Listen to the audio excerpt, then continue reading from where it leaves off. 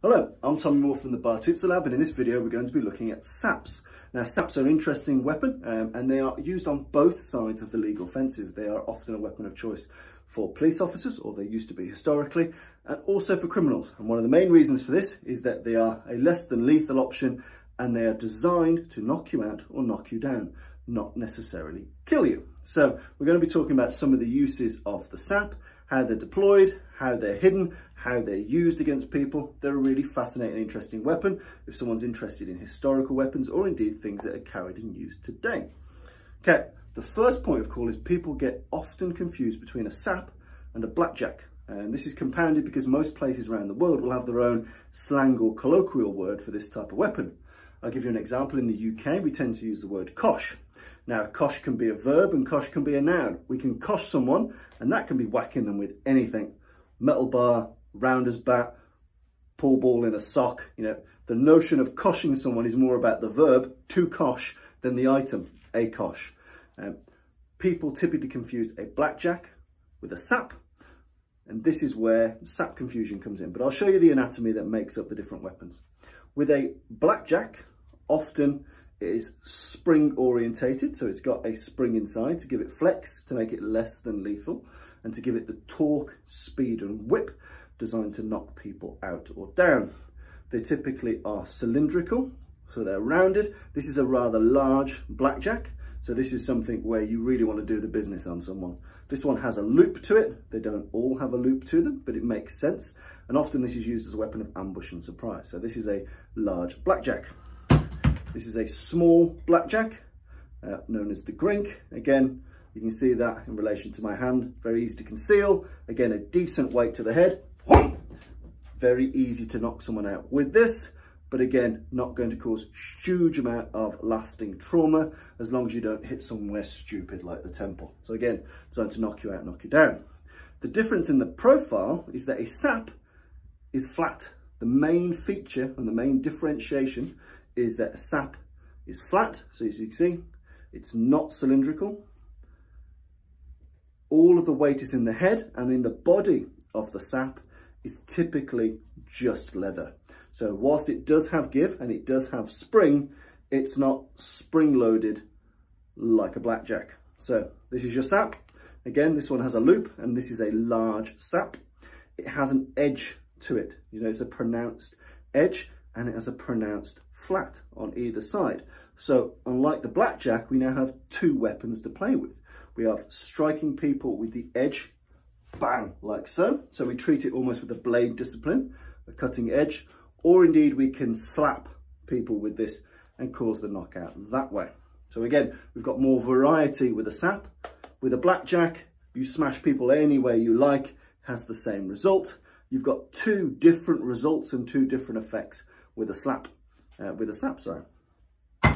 Another important feature is that because it is a thin weapon, it has a low profile. So I can tuck this into a jacket pocket and it hides relatively well, even for a very large sap.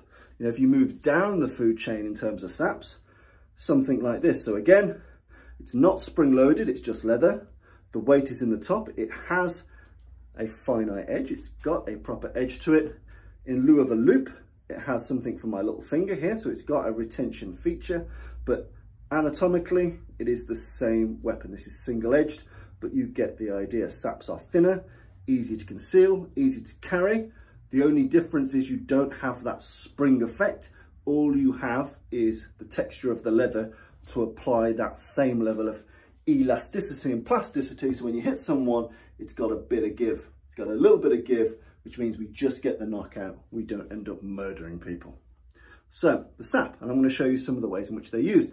As I mentioned, they are thin profile weapons, which means they're often used up sleeves, in inner pockets, in trouser pockets, in back pockets.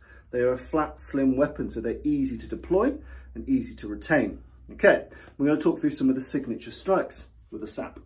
Typically, a forehand blow with a sap, so your caveman or your angle one, will typically happen with the edge. Okay, so with the edge of this, it still carries all the weight of the sap, but it comes down like so. Whether you're very close or far away, you're essentially using a forehand type motion, and often with the edge of the sap. It carries all the weight and all the power, but less give. I will caution that there is much less give when you use it this way than when you use it to slap people. So do bear in mind there is a different force level when using a sap if you use it edgeways. So typically a forehand blow would come, say, right to left if you're right-handed, on a diagonal axis, and you would hit with this element here. Typically a backhand blow, although it could admittedly also be using the edge, typically a backhand feels more comfortable running the thumb along this side here and slapping with this side here. So this outward slap, whether it comes on a diagonal axis or a horizontal axis or an upward diagonal axis, typically that's why the first strike with the sap comes out and diagonal with a backhand. It's designed essentially like a power bitch slap. It's designed to knock you out or knock you down. So anatomically, whilst you can forehand slap with it, it feels a lot less comfortable. You feel like you can get a lot less torque with it compared to edgeways. Backhand, you can use it as a full-on slapping tool, a sapping tool. So again, much easier to get the knockout on the jaw, backhand. Naturally, just because it's a weapon doesn't mean you forget the biomechanics. So when you are going forehand, you're still turning your hip, your knees, your shoulder. You still want to put force into it. Don't rely on the weapon to do the business for you. You still need to put the muscle into it. You still need to put the leverage into it. With the backhand, it's exactly the same as if you were doing an edge of hand blow or an outward hammer fist. So you think of this: forward hammer fist, forward slap blow.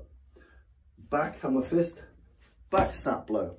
When slapping with the sap, often the thumb gives you that extra side control with which to manipulate the best part of the weapon. To slap it in forehand or slap it in backhand, the thumb does give you those options. So to reiterate, the sap, it's thin. It's got two striking elements to it. It's got an edge and it's got a flat. Edge is more deadly and long lasting. Flat is more forgiving. If you're using the edge, often you can run your thumb down the edge too, like a saber grip. Often this is most conducive to the forehand blow. So I often think of it this way: if you already know the fight's happening, if a person has already seen this weapon, there is no point in me slapping with it. I might as well now use this as if it were a cutting tool, using this edge. It's faster, it's easier for me to manipulate, retain and use and target. So if people know the weapon's in play, hold it this way, use the edge, or if typically you're striking four-handed. If it's a weapon of surprise ambush, then from a draw, typically this is, if you're a right-handed person, from left to right, from a left pocket, left trouser pocket, left inner jacket pocket, or in a sleeve, you pull it out and you would slap with it. So if you're going to surprise stun someone, typically you smash out that way. Backhanded, using the flat of the sap, because that's the level of force, the only level of force you really need to put someone away. But as I mentioned, soon as people know they're in a fight, soon as there is a tussle, soon as there is a tangle, there is no point really trying to slap much with this. You then turn it to be an edge aligned tool, which is very, very important. Another important factor is what you do with this offhand. And again, I won't teach you to suck eggs, but it's a lot more effective if you unbalance someone. So whether that's a slap, a punch, a push, to knock someone's balance and then deploy the weapon. So for example, slap smash. You disrupt them, you confuse them, you allow yourself to have maximum force and effect, or indeed to secure someone. So whether it's grabbing their clothes, grabbing their ear, grabbing their hair, grabbing their neck, and then deploying it. Again, it can give you that torque you need, that power you need. You can really pull them into the strike. But as I mentioned, if people are cognizant of the weapon, if it's no longer a weapon of surprise, the edge is the very important part. If it's being used as a weapon of surprise, the flat is the very important part. So, in my opinion, in my humble opinion, I prefer the Sap to the Blackjack. It's got more options. I can scale it up or down. A slimmer profile, it's easier to put away and take out. But there's a bit of a primer. The ones I buy are from Davidson Leather. They are rather good. I would advise, if you're going to use it seriously, train with it seriously. So don't buy a cheap Chinese one, actually go to a leather craftsman, get one made, because then you can practice on the bags, on the pads, on bulletmen, whatever you want to do. They can actually take some serious damage. So that's a primer on the Sap, whether you use a big one or a little one like this. They're an interesting historic tool, often linked with criminality and also especially American policing.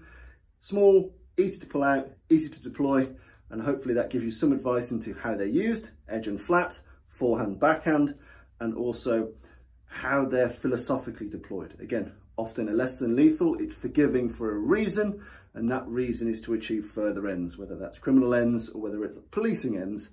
That's how the Sap was used.